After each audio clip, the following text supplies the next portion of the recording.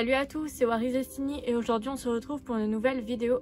Donc je vais répondre dans cette vidéo à vos questions que vous m'avez posées pour la FAQ dans les posts communauté. Donc j'espère que tout le monde a eu le temps de poser ces questions et de voir ce post.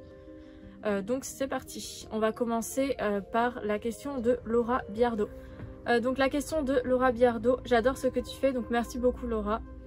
Question, en combien d'épisodes est la série? Alors je pourrais pas te dire puisque je suis encore en train de faire le montage des autres épisodes. Je fais vraiment au fur et à mesure puisque ça représente beaucoup de travail de tout monter d'un coup. Et je préfère faire au fur et à mesure.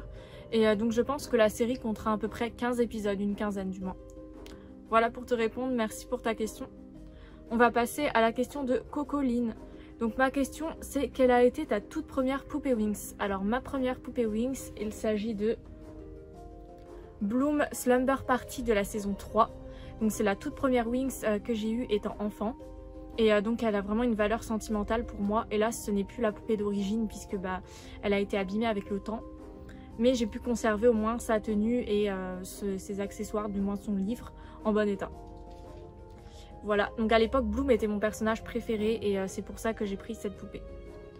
Voilà, et je me souviens qu'elle m'avait tapé dans l'œil quand j'étais enfant dans cette collection. Nous avons la question de David Pirive.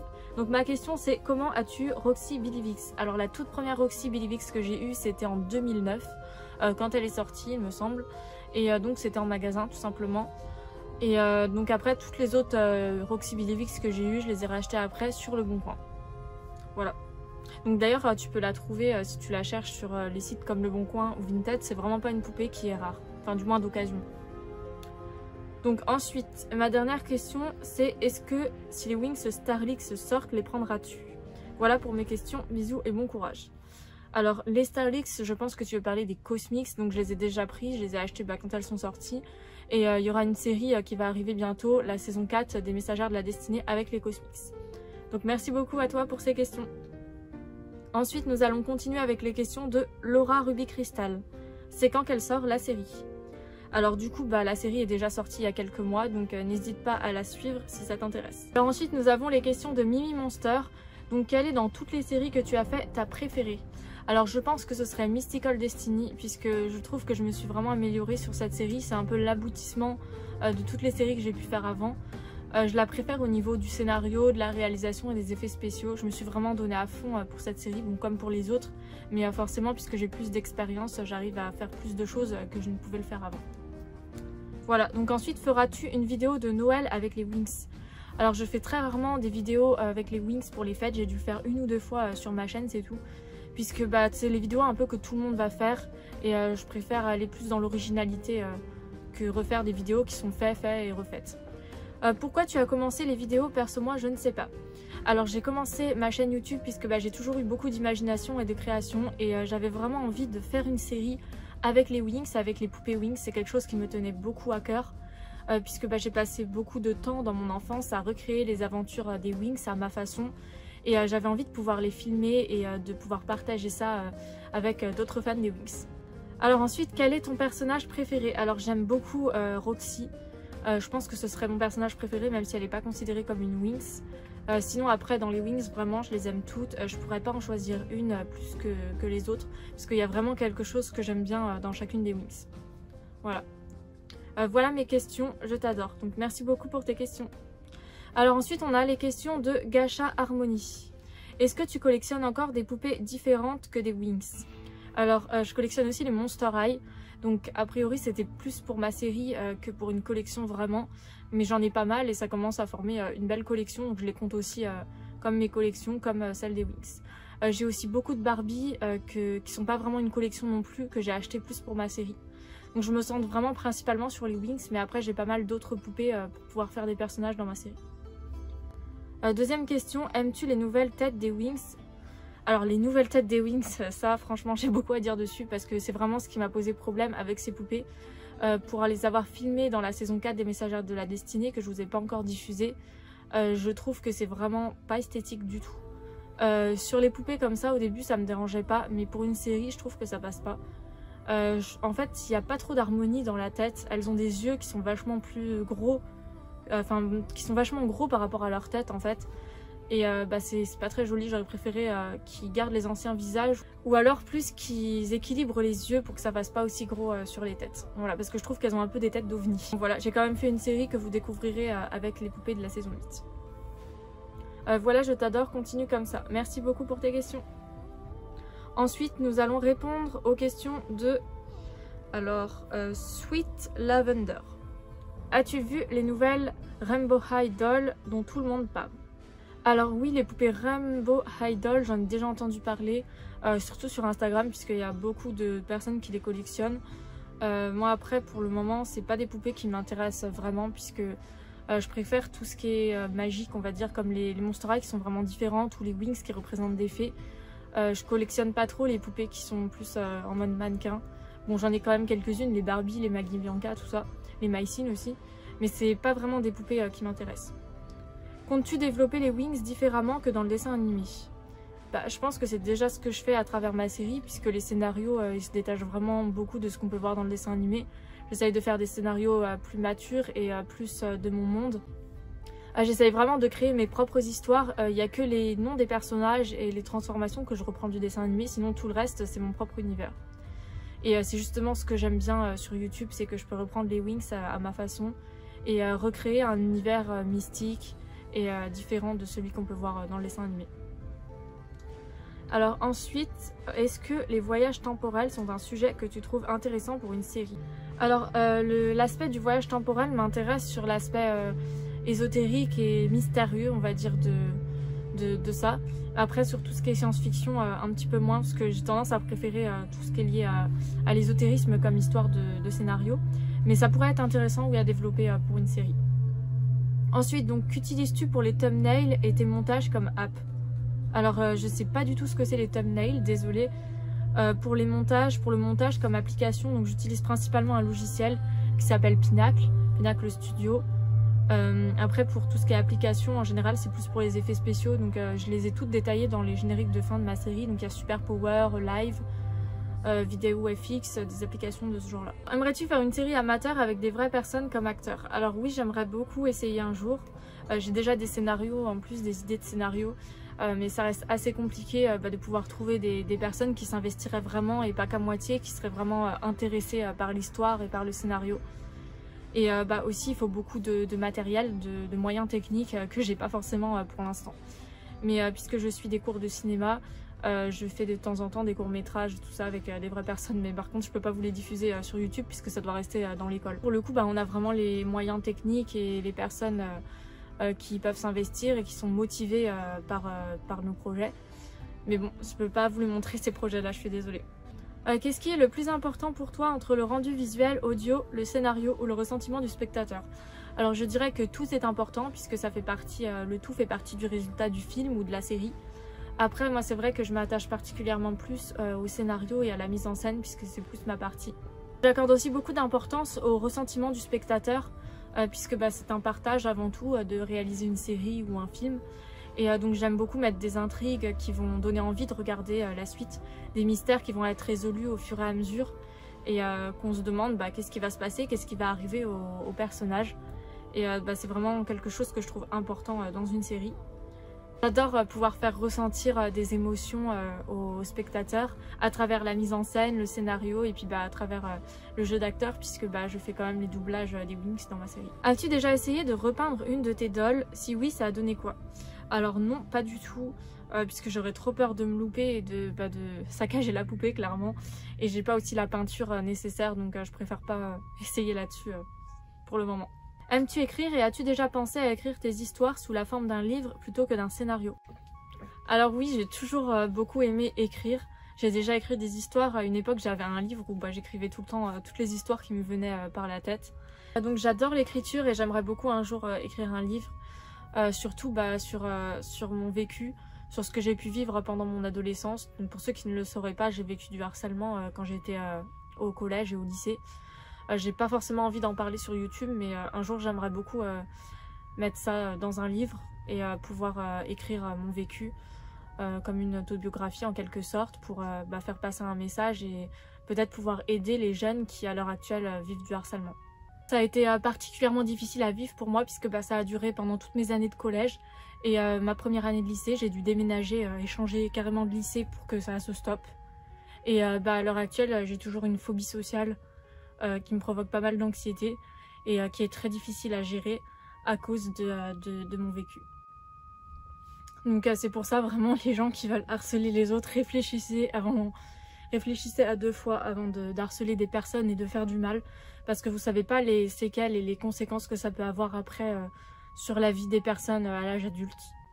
Voilà. Et après sinon j'ai d'autres projets qui partiraient plus sur de la fiction et sur des histoires fantastiques sous forme de romans. J'ai entamé des études de cinéma là depuis 2 ans et donc je vais apprendre le scénario, la mise en scène et tout ça, et c'est vraiment des domaines d'intérêt qui me passionnent, puisque c'est aussi ce que je fais sur ma chaîne YouTube.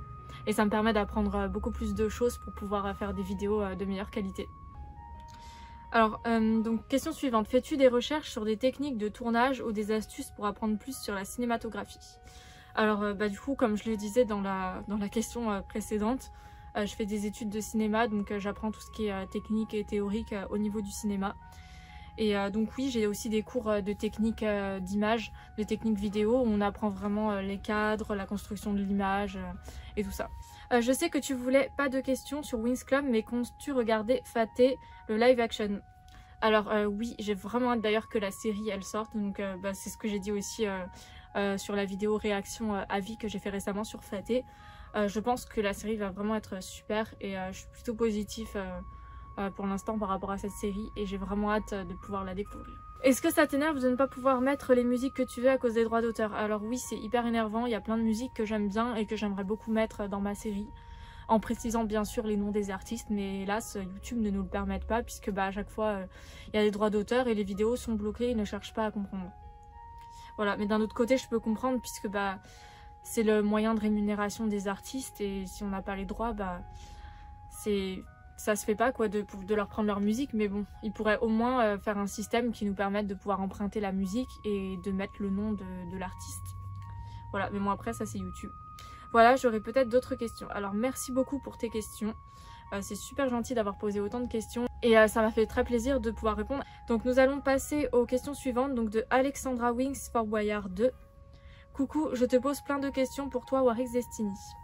Alors première question, quand tu filmes avec tes poupées Winx, Mattel ou Smoby, ou soit les Witty Toys, alors fais bien attention, ou quand tu mets tes poupées Winx dans l'eau, ça abîme leur visage, les cheveux et même les articulations de leurs bras, jambes. Dis, est-ce que ça risque ou pas? Alors oui, c'est risqué de mettre les poupées Winx dans l'eau. Après moi pour ma série, je l'ai fait qu'une seule fois, et c'est pas vraiment le genre d'histoire que j'ai fait, à part pour les Sirenix dans un film que j'avais fait, il me semble. Quand j'étais petite, je les mettais beaucoup dans l'eau et en effet ça les abîmait. Après c'est quand on les met régulièrement dans l'eau et plusieurs fois d'affilée, surtout sur les Witty Toys. Les Mattel, il faut vraiment les mettre plein de fois pour qu'elles s'abîment, et les Smoby pareil. Mais les Witty Toys c'est plutôt à éviter parce que les cheveux après deviennent tout secs. Donc voilà pour te répondre. Donc oui c'est risqué, surtout pour les poupées Witty Toys. Et si tu veux les mettre dans l'eau, faut éviter de le faire plusieurs fois. Ensuite, tu filmes où, dans quel endroit aussi beau et magnifique comme la forêt, la nature, la grotte mystère? Dis, est-ce que ça rapporte que tu trouvais des idées ou pas? Alors, les endroits dans lesquels je tourne sont des endroits en général près de chez moi. Donc la forêt, j'aime beaucoup tourner dans la forêt puisque ça m'inspire pas mal d'idées. Et c'est lié aussi à l'univers des fées et de la magie. Après, sinon, tout ce qui est décor intérieur, c'est chez moi, dans les décors que je crée spécialement pour les poupées. Et oui, tout ce qui est décor naturel, c'est très très inspirant. Et la plupart du temps, je les trouve dans des forêts. Et souvent, quand je passe dans un endroit, j'ai plein d'idées qui me viennent en tête pour ma série. Donc en général, quand c'est pas trop loin, j'essaie d'y revenir après pour faire un tournage et j'incorpore ça dans le scénario. Donc, quelle est la Winx Smoby que tu voulais tellement avoir la plus de ta vie, en poupée bien sûr? Alors pendant toute une période, ça a été Roxy City Girl, jusqu'à que j'ai la custom de KSB Doll. Maintenant c'est plus trop Roxy City Girl puisque la custom est très réussie et c'est un peu comme si j'avais la vraie poupée. Sinon après il y a les Halloween's aussi que je rêverais d'avoir. C'est vrai que les Smoby, j'aimerais bien avoir toutes les collections des poupées Winx Smoby, puisque c'est celles que je préfère tout simplement, et c'est aussi celle de la saison 4. Et toutes les poupées saison 4, je trouve qu'elles étaient vraiment bien faites, c'était mes préférées. Elles étaient toutes originales, elles avaient leur propre tenue, c'était moins du copier-coller comme les poupées qui sont sorties après. Donc ensuite, quelle Winx Mattel Glam Enchantix que tu voulais tellement avoir? Alors quand j'étais enfant, c'était Bloom et Tecna, c'était vraiment les deux que je rêvais d'avoir. Je les aimais trop. Quand j'ai commencé à recollectionner les Wings Mattel, j'ai eu de la chance de pouvoir trouver toutes les Enchantix à des bons prix. Sinon je les aurais jamais achetées puisque payer 200 € pour une poupée, non merci. Et maintenant, avant de les recollectionner, c'était plutôt Bloom et Tecna aussi que je voulais avoir. Et c'était un rêve de pouvoir avoir toutes les Charmix et les Enchantix et puis d'autres Mattel que je cherchais à retrouver. Quelle application que tu utilises tout le temps ou quand tu filmes sur tes poupées Wings au juste? Alors les applications, c'est Super Power FX, Live.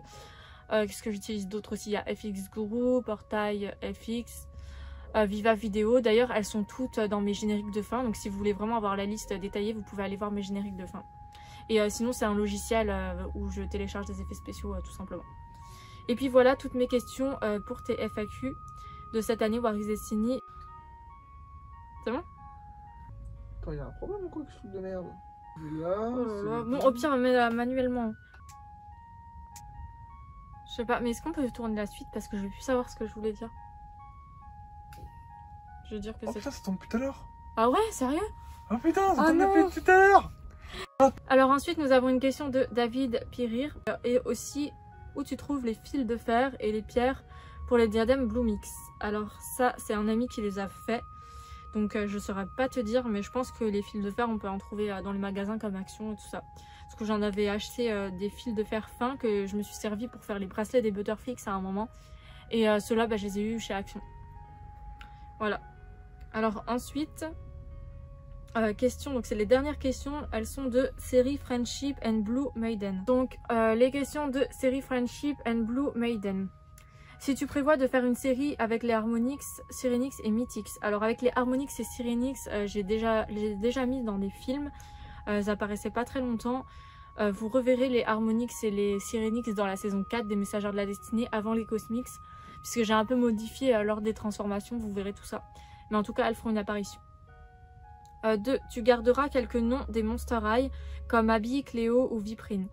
Alors dans ma série Mystical Destiny, comme tu as pu le voir, elles gardent leur nom. C'était beaucoup plus simple de faire comme ça. Et puis ça fait vraiment un mix entre Wings et Monster High. Ensuite, si tu devais choisir un des 4 éléments, ça serait lequel? Alors pour moi, il y a 5 éléments. Et je pense que ce serait l'esprit. Tout simplement parce que c'est l'élément de l'imagination, de tout ce qui est empathie et tout ce qui est hypersensibilité. Donc je pense que ce serait vraiment l'élément avec lequel j'aurais le plus d'affinité. Ensuite, si tu prévois de faire des films, alors il y aura un film qui sera la suite de la saison 1 de Mystical Destiny, puisque a priori je vais faire qu'une seule saison, mais le film sera vraiment la suite et ce qui clôturera la série. Ensuite, tu prévois quoi plus tard? Alors plus tard sur ma chaîne, donc après Mystical Destiny la saison 1, comme je l'ai dit, il y aura un film. Et la saison 4 de Mystical Destiny. Et pour l'instant, c'est tout. Donc merci beaucoup pour tes questions. Donc merci à tous pour vos questions. Ça m'a fait très plaisir de pouvoir y répondre. Et donc on se retrouve bientôt pour de prochaines vidéos. Bye!